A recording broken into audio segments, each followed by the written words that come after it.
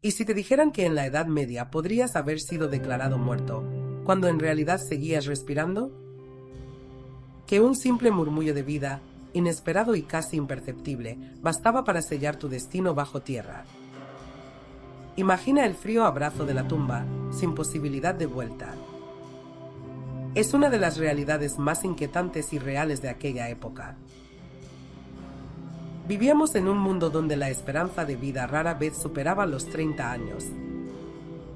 La mayoría de la población trabajaba de sol a sol, en tierras agrestes, luchando contra las estaciones y la incertidumbre.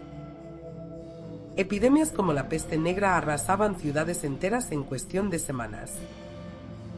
Las hambrunas y las guerras encendían fogatas de muerte por doquier. En ese escenario de fragilidad, la muerte ya no era un evento extraordinario, era parte de la rutina diaria. Cuando alguien caía enfermo, se imponía el silencio absoluto en el hogar. Se encendían velas alrededor del lecho. Se recitaban oraciones desgarradas, buscando un milagro. Y, al primer signo de inmovilidad, rostro pálido y respiración casi imperceptible, el veredicto llegaba rápido: está muerto. Hoy confiamos en monitores de ritmo cardíaco, electrocardiogramas y pruebas de laboratorio. Hemos dejado atrás los rituales caseros. Entonces, en cambio, se aplicaban métodos rudimentarios: sumergir la mano del moribundo en agua caliente para provocar un gesto de dolor. Colocar un espejo ante la boca para ver el vaho de su aliento. Palpar la garganta y esperar el rechazo del dedo. Cualquiera de esas señales, o la ausencia de ellas, era suficiente para dictar la sentencia de muerte.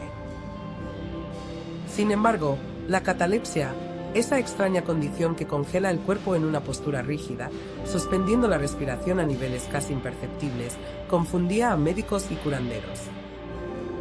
Al internarse en un estado similar al sueño profundo, la víctima podía presentar pulso débil, ojos semiparabiertos y un color cadavérico. Una figura inerte e inmóvil que, a primera vista, parecía haber abandonado la vida. De ese desconcierto nació la tapopovia, el temor a ser enterrado vivo. Se tejieron historias escalofriantes que recorrían los mercados y las plazas. Se hablaba de quienes arañaban el ataúd por dentro, dejando rasguños y astillas de madera que delataban su último aliento de esperanza. Se hablaba de golpes sordos que resonaban en las noches, señales de un prisionero luchando contra su propia tumba. Acto 2.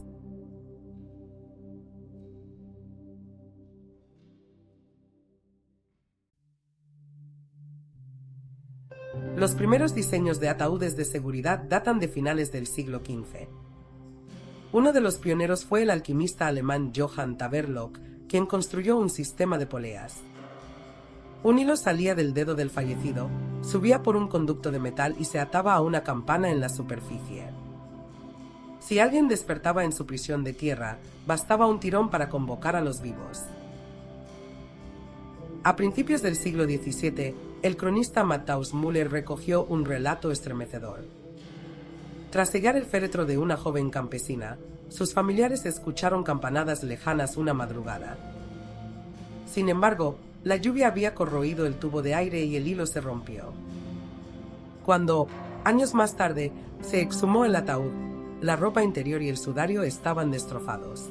El cuerpo había luchado por unos instantes antes de sucumbir con más fuerza al silencio eterno. El médico Jan von Helmont, en su tratado sobre la determinación de la muerte, criticaba enérgicamente esos mecanismos.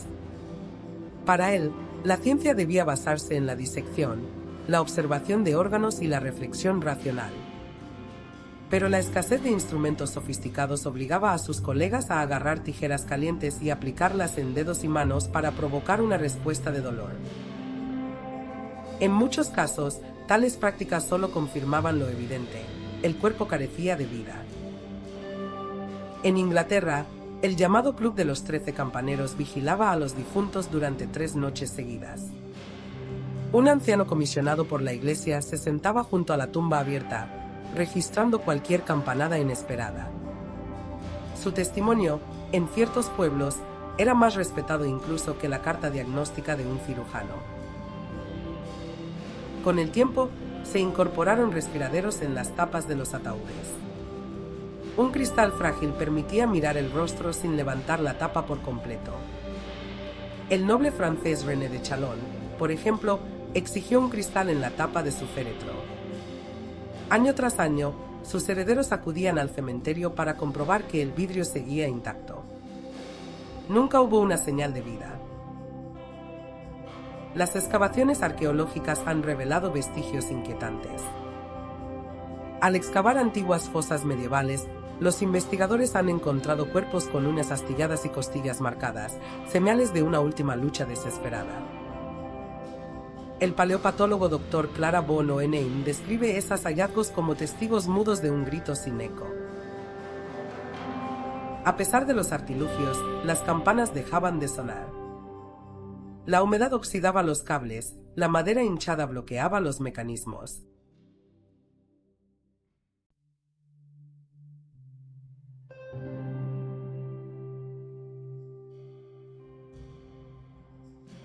El sueño profundo los reclamaba otra vez. Minigancho, aunque los inventos medievales parecieran absurdos hoy, reflejaban un anhelo humano: negarse a aceptar el último adiós sin una última prueba de vida. ¿Cómo evolucionó este terror ancestral? ¿Sobrevivió a la Edad Media o se transformó en algo nuevo? Acto 3.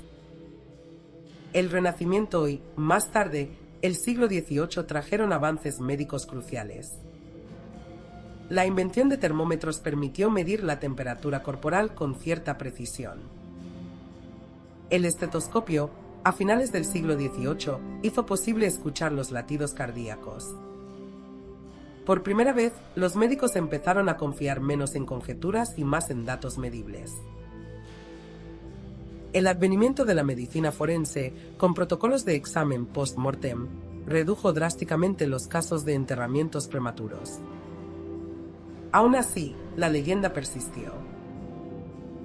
En 1896, el inventor alemán Dr. M. Conrad presentó en Berlín un ataúd con teléfono incorporado. Un último canal de comunicación con el mundo exterior. El público, fascinado, abarrotó el salón de exposiciones. Hoy sabemos que los casos verificados de entierros prematuros en la Edad Media son muy pocos. Gran parte de la narrativa corresponde a relatos exagerados, transmitidos de generación en generación. Sin embargo, la ansiedad cultural sobre la muerte y el más allá dejó huella. Nuestra literatura gótica guarda memoria de ese miedo. Edgar Allan Poe exploró el terror de despertar vivo bajo tierra. Bram Stoker tomó ese pavor como sustento para sus vampiros. Incluso en el siglo XXI, seguimos sintiendo escalofríos al imaginar a un ser querido enterrado vivo. En la actualidad, nuestras ceremonias funerarias incorporan cámaras termográficas para confirmar la ausencia de vida. Los protocolos hospitalarios están diseñados para reducir cualquier margen de error. Aún así, cuando escuchamos la palabra catalepsia, sentimos un estremecimiento antiguo. La fascinación por lo macabro, por la frontera difusa entre la vida y la muerte, es un vínculo que nos une con aquellos medievales que encendían velas vigilando una campana. En el fondo, su miedo era el nuestro. No dar por perdida la posibilidad de un último suspiro, de un regreso inesperado. Así, cuando cerremos los ojos esta noche, recordemos que la ciencia avanzó, pero el eco de aquellas campanadas olvidadas aún resuena en nuestro imaginario.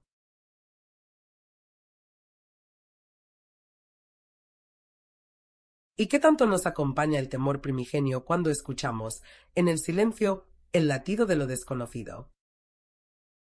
Acompáñanos en este viaje al pasado para descubrir cómo la falta de conocimiento médico y el la muerte premonitoriaron las horas de la medievales que jamás una huella de regreso a la campana.